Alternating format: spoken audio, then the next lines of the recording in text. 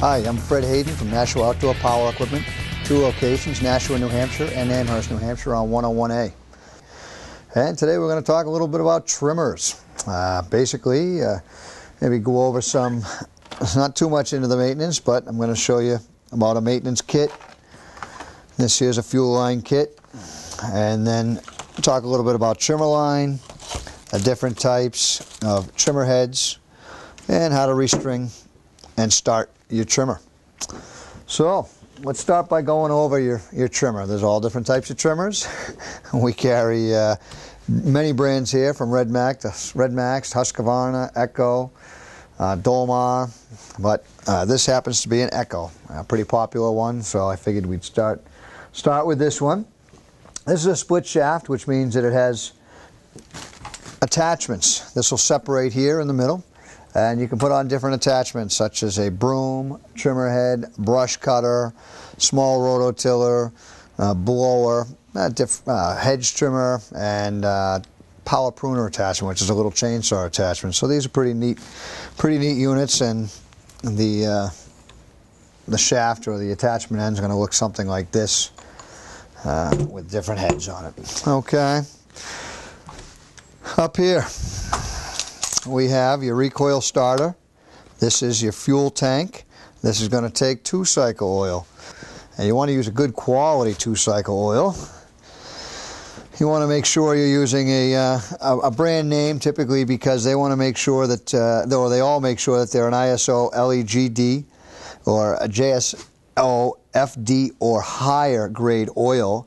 And what that means to you is this oil is going to burn complete with the fuel, so it won't leave residue inside the crankcase or sludge up your piston rings. So it's going to give you much longer life, much longer trouble-free life, and the service life that the manufacturer recommends of the engine. So a good quality oil. That's going to go right in here, and fill it up there. This here is a primer that will pull the gas from the gas tank through the carburetor to make it easier to start. The choke, you're going to want to choke this when you start it. Again, it's going to start similar to a chainsaw we did in an earlier series. So you're going to choke it, prime it, choke it. Make sure the switch, trimmers have on-off switches, make sure it's in the on position. And then typically on the ground, but this isn't going to bite you like a chainsaw, so you want to have a firm hand. I like to hold the throttle open, choke on, and pull the machine until it pops. All right, it might run a little longer on choke than a chainsaw, but it's typically going to want to start to die, so you're going to have to take it off a choke. Again, it's a 2-cycle, so if you choke it and pull it too long, you will flood the machine. Now, the only way to unflood one of these machines is to put it back or take it off a choke, hold the throttle wide open, and pull it till it starts. Once you learn your individual machine, you'll learn how it starts, the characteristics of it, and you'll probably be able to start it every time. Trimmers typically, even in the springtime, the biggest thing is people come in, they say they won't start. Well, make sure you've primed it enough, and you got fresh fuel in it, and you've primed it enough, and give it some good pulls to get it to burp. Take it off choke and pull it again until it starts. These kits right here, when we do maintenance on trimmers, you might want to replace your air filter, replace your spark plug, and that's your fuel filter. That's about all there is to a trimmer. So these here, if you do leave gas in your trimmer, because you should when you put your trimmer away for the fall, you should drain all the gas out of your trimmer. Make sure you leave nothing in it, because the gas will go stale, and these little lines, all these rubber parts with that new ethanol treated fuel will get rubbery, collapse, come apart, and cause you all sorts of problems in your carburetor. So if that does happen, we do have parts at Nashua Outdoor Power. You can replace all those parts, but if you take a little bit of time and remember to do some stuff, simple maintenance in the spring and the fall, then you'll save yourself a lot of money and aggravation. All right, so we've gone over the basic trimmer itself, how to start the machine. Let's go over some of the heads. All right, we'll go over the easy one first. I like this one, but you go through a lot of string. You can buy your string in packs like this, where they're already pre-cut, or you can buy it in a spool like this, where you can pull out individual lengths, nip them off, and put a bunch of them aside. But this head right here, we can get in tight on this. This is very simple. You walk around with a bunch of these in your back pocket, you do your trimming, and when it wears down enough, all you do is push this in. And there you go. You're all wrapped. However, like I said, the convenience is the fact, or the inconvenience is the fact when they do snap off, you're up against a fence or a rock wall, you're not going to be able to, you're going to have to replace these lines instead of just tap it on the ground and get fresh line. We'll go to the next most, or I guess the most popular style, I should say. Trimmer heads. It's probably one of the biggest aggravations we have. Customers walking in, they say, I can't wind the trimmer head. You know, I bought the string and I can't figure it out, or it's aggravating. We agree, but once you know how to do it, and if you do it a lot, it becomes easier.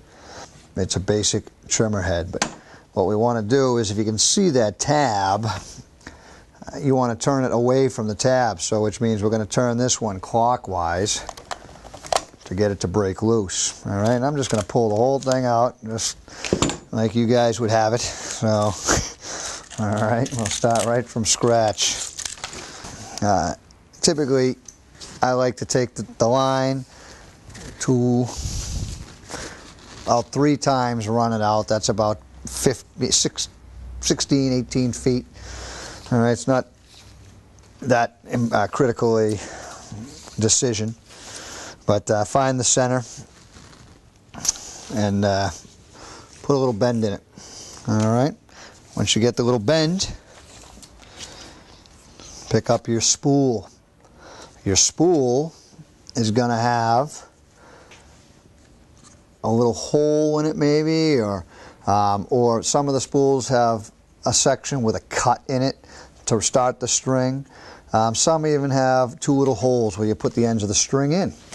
But this is, I think, is the most common style. So we find that hole and we run. You don't have to cut the line in half or anything. You just find where it is and run the string through the hole, and then find the center point, which was right there, that bend we put in it. Okay, now you have 2 lines.